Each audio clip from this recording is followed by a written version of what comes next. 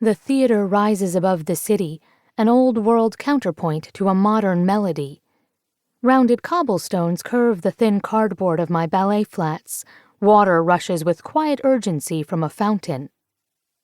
"Should we go in?" Josh says, his tone laconic. "Or should we just stare at it more?" I give him a pointed look.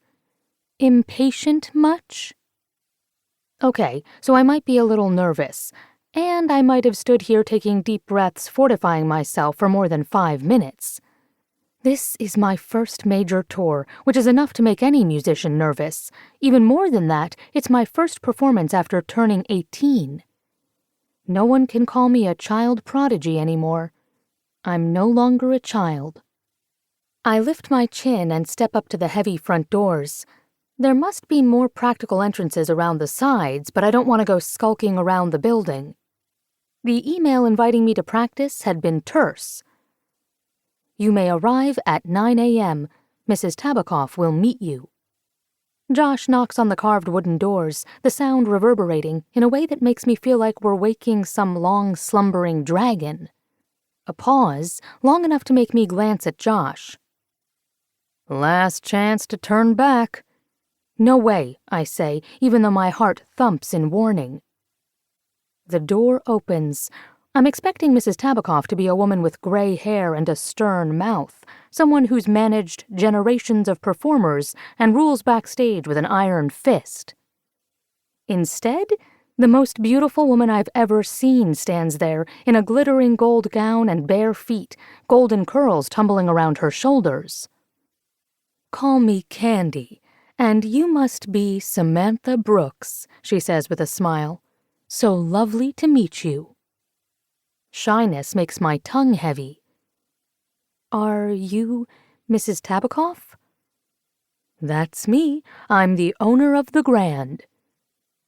Oh, wow. She's so young to own such a historic building, but I know better than most how age has nothing to do with your achievements. "It's such an honor to be able to play here." She looks at Josh in a frank, assessing way. "Is this your lover?" I cough in surprise, my cheeks turning pink. No, definitely not." "You had to say no 3 times?" Josh asks, extending his hand. "Joshua North, personal security." "He's like family to me," I say, apologetic. "That didn't stop you with Liam," he says under his breath, and I have to force myself to not kick him in the shin, even though he's not wrong. Liam North got custody of me when I was 12. His guardianship ended 2 weeks ago when I turned 18 and left his home. I'm not empty-handed.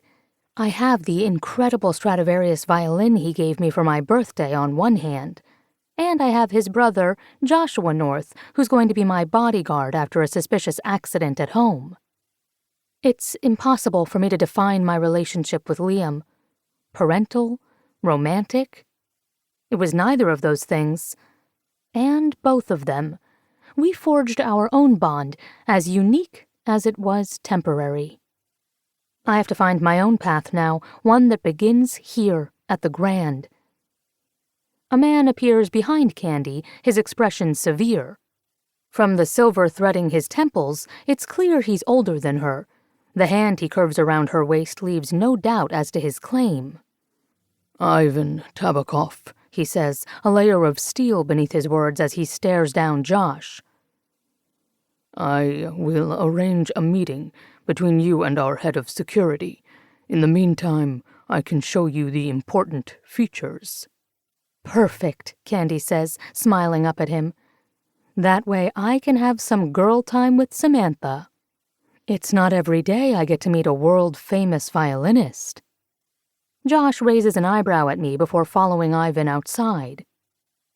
I'm relieved, though I don't say that as I follow Candy into the theater. Josh has been, in turns, taunting and autocratic, like an annoying older brother. If we were both years younger, he would probably steal my dolls, and I would paint glitter on his Legos.